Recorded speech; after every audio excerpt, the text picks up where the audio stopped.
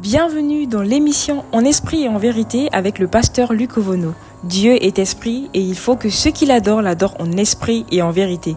Maintenant, passons à l'écoute de la méditation du jour. Que Dieu vous bénisse. Mesdames et messieurs, bonjour ou bonsoir selon l'heure. Pasteur Luc Ovono de l'émission En esprit et en vérité. Aujourd'hui, nous sommes vendredi et nous allons poursuivre notre étude sur la nouvelle naissance. Nous avions déjà vu la première étape de la nouvelle naissance qui est la repentance. Ensuite, nous venons de terminer la deuxième étape de la nouvelle naissance qui est la foi en Jésus-Christ dans ses 5 dimensions. Dernièrement, nous avions parlé de la dimension continuelle qui est la dimension qui permet de persévérer, de garder la foi jusqu'au bout, car ce n'est pas la foi d'hier qui sauve, mais c'est la foi d'aujourd'hui qui sauve. La foi de la fin est celle qui sauve. Du moment où on abandonne le Seigneur à la fin de notre vie, notre justice est oubliée. Voici pourquoi Jésus dit, mais celui qui persévérera jusqu'à la fin sera sauvé. Alors maintenant, aujourd'hui, nous ouvrons la troisième étape de la nouvelle naissance qui est recevoir le Saint-Esprit.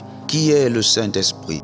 Le Saint-Esprit est Dieu, Dieu en nous, la partie de Dieu qui a décidé d'habiter en nous dès que nous naissions de nouveau, dès que nous donnons notre vie à Jésus-Christ par une véritable repentance et par une foi totale à Jésus-Christ, Dieu vient habiter en nous par le Saint-Esprit. Le Saint-Esprit est donc la partie de Dieu qui décide d'habiter en l'homme, la troisième partie de la Trinité.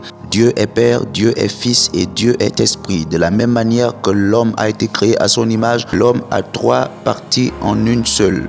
L'homme a un corps, l'homme a une âme et l'homme a un esprit. La partie de Dieu qui vient habiter dans le corps humain lorsque cette personne accepte Jésus-Christ, c'est le Saint-Esprit. Dans le livre de Jean, chapitre 20, verset 22, la Bible dit, après ces paroles, il souffla sur eux et leur dit, recevez le Saint-Esprit. Recevoir le Saint-Esprit est donc la troisième étape de la nouvelle naissance. Lorsque nous nous repentons, la première étape.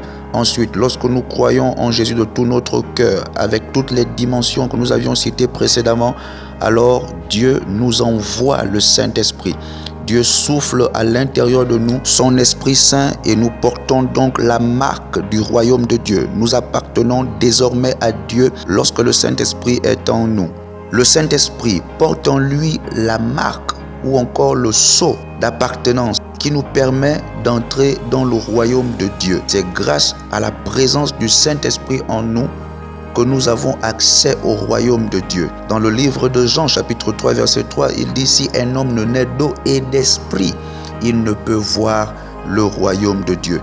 Donc c'est le Saint-Esprit qui est la marque, la confirmation. Il est la personne qui vient confirmer que nous sommes nés de nouveau, que nous appartenons réellement à Dieu et que nous pouvons maintenant marcher dans la volonté de Dieu et accomplir les mêmes œuvres que Jésus-Christ. Lorsque la personne du Saint-Esprit entre en nous, nous devenons le temple de Dieu. 1 Corinthiens chapitre 6, versets 19 à 20. Ne savez-vous pas que votre corps est le temple du Saint-Esprit qui est en vous et que vous avez reçu de Dieu et que vous ne vous appartenez pas à vous-même? Glorifiez donc Dieu dans votre corps et dans votre esprit qui appartiennent à Dieu. Voyez-vous, dès que le Saint-Esprit entre en nous, nous devenons une propriété privée de Dieu. Donc, lorsque nous recevons Jésus, son esprit vient habiter en nous. Le Saint-Esprit en nous est l'attestation que nous devenions héritiers du royaume de Dieu. Nous pouvons bénéficier des pouvoirs, des puissances, des dons, des privilèges de la divinité. Romains chapitre 8, à partir du verset 16, la Bible dit « L'Esprit lui-même rend témoignage à notre esprit que nous sommes enfants de Dieu. » Donc le Saint-Esprit vient témoigner, il vient attester que lorsque nous recevons Jésus-Christ, nous devenons enfants de Dieu, nous devenons héritiers du royaume de Dieu. Le Saint-Esprit est également la personne qui transporte la marque qui nous permet d'entrer dans le royaume de Dieu. Dans le livre d'Éphésiens, chapitre 4, verset 30, il est écrit « N'attristez pas le Saint-Esprit de Dieu par lequel vous avez été scellés pour le jour de la rédemption. » Voyez-vous donc que le Saint-Esprit est notre gage, il est notre signe, il est notre marque d'appartenance. C'est grâce à lui que nous sommes identifiés comme étant des personnes rachetées, des personnes qui ont pris part à la rédemption, au rachat des péchés et à la nouvelle création, donc la nouvelle naissance. Lorsque nous recevons le Saint-Esprit, nous ne pratiquons plus le péché. Nous ne vivons plus dans le péché. Dans le livre de 1 Jean, chapitre 3, à partir du verset 9, il est écrit: quiconque est né de Dieu ne pratique pas le péché, parce que la semence de Dieu demeure en lui, et il ne peut pécher parce qu'il est né de Dieu. Bien-aimé, ce verset est souvent sujet de plusieurs contradictions. On dit que lorsque nous devenons enfants de Dieu, lorsque l'Esprit de Dieu rentre en nous et atteste que nous sommes devenus enfants de Dieu, nous ne vivons plus volontairement dans le péché. Nous n'allons plus nous-mêmes pratiquer volontairement, régulièrement, quotidiennement, intentionnellement le péché. Nous ne menons plus une vie de péché. Lorsque nous devenons enfants de Dieu, lorsque l'Esprit entre en nous, une nouvelle mentalité, une nouvelle culture, celle du royaume, qui prône pour la sainteté, qui prône pour la piété, qui prône pour la purification, qui prône pour la crainte de Dieu, qui prône pour l'abstinence, pour la sanctification, la chasteté. Les sentiments de sainteté habitent automatiquement une personne qui reçoit le Saint-Esprit. Cette personne n'a plus envie et ne ressent même plus cette conscience volontaire et intentionnelle de vivre dans un péché intentionnellement et volontairement pratiqué. Est-ce qu'un enfant de Dieu est tenté? Oui. Est-ce qu'un enfant de Dieu peut tomber malade dans sa chair? Oui. Est-ce qu'un enfant de Dieu peut manquer de sagesse et faillir et commettre un péché? Oui. Mais est-ce qu'un enfant de Dieu qui a reçu le Saint-Esprit retourne volontairement, intentionnellement, consciemment, sans état d'âme, dans une vie quotidienne de péché? Jamais, plus jamais. Parce qu'une fois le Saint-Esprit est rentré en toi, une marque divine, une semence divine, comme le verset vient de le dire, car la semence de Dieu demeure en lui, demeure. Elle ne quitte plus, elle demeure. Lorsque l'Esprit de Dieu est rentré dans un corps, la semence de Dieu demeure dans la personne qui est née de nouveau.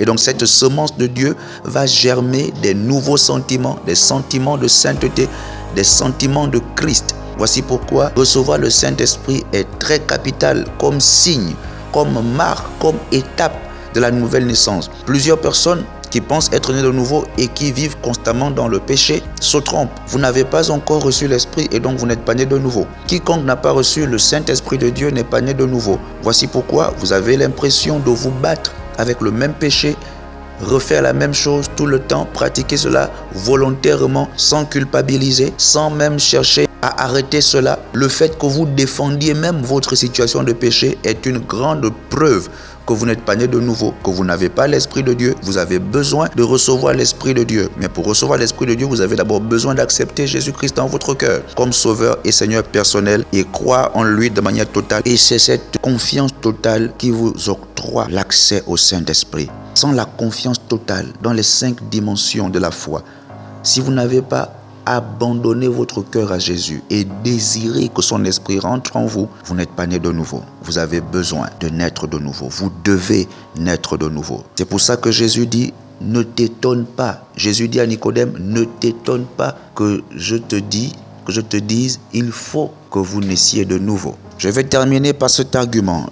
La personne du Saint-Esprit en nous est notre coach. C'est lui qui nous permet de marcher dans l'Esprit. Lorsque le Saint-Esprit rentre en nous, nous pouvons maintenant vivre la vie de l'Esprit. Dans le livre de Galates, chapitre 5, du verset 16 jusqu'au verset 17, la Bible dit: « Je dis donc, marchez selon l'Esprit, et vous n'accomplirez pas les désirs de la chair. Car la chair a des désirs contraires à ceux de l'Esprit, et l'Esprit en a de contraires à ceux de la chair. Ils sont opposés entre eux afin que vous ne fassiez point ce que vous voudriez. » Donc voyez-vous bien aimé, même si un chrétien né de nouveau n'est pas une personne parfaite, même si un chrétien né de nouveau est une personne qui peut être tentée, comme Jésus a été tenté, comme Moïse, comme tous ces hommes de Dieu ont été tentés, le fait que l'Esprit de Dieu soit en nous, il devient notre coach. Il nous montre la voie. Il nous aide à marcher dans l'Esprit. Il nous aide à ne pas accomplir les œuvres de la chair. Lorsqu'un enfant de Dieu a péché, le Saint-Esprit en lui va s'attrister et il va le ressentir. Il aura juste envie de revenir sur le droit chemin.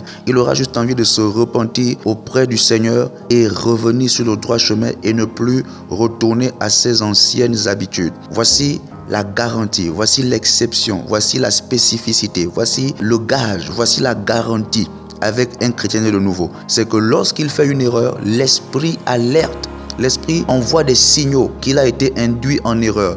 Et celui-ci ou celle-ci revient sur le droit chemin et continue sa marche avec Dieu. Par contre, quand quelqu'un n'a pas le Saint-Esprit, il pêche. Cela ne lui dit rien. Il continue de pécher de manière intentionnelle et il défend même son péché. Voyez-vous la différence? Voici pourquoi la Bible dit, Jésus dit, « Car sans moi, vous ne pouvez rien faire. » Bien-aimés, ainsi prend fin notre méditation sur la troisième étape de la nouvelle naissance qui est recevoir le Saint-Esprit. Nous continuerons encore dans un autre épisode la suite de ce message. Sur ce, je vous dis à demain pour la prière et la déclaration prophétique. Que Dieu vous bénisse. Amen. Nous avons été bénis par ce merveilleux message. Partageons-le au plus grand nombre afin que nul ne soit privé de la grâce de Dieu. C'était le pasteur Luc Ovono dans l'émission En esprit et en vérité. Que Dieu vous bénisse et à la prochaine.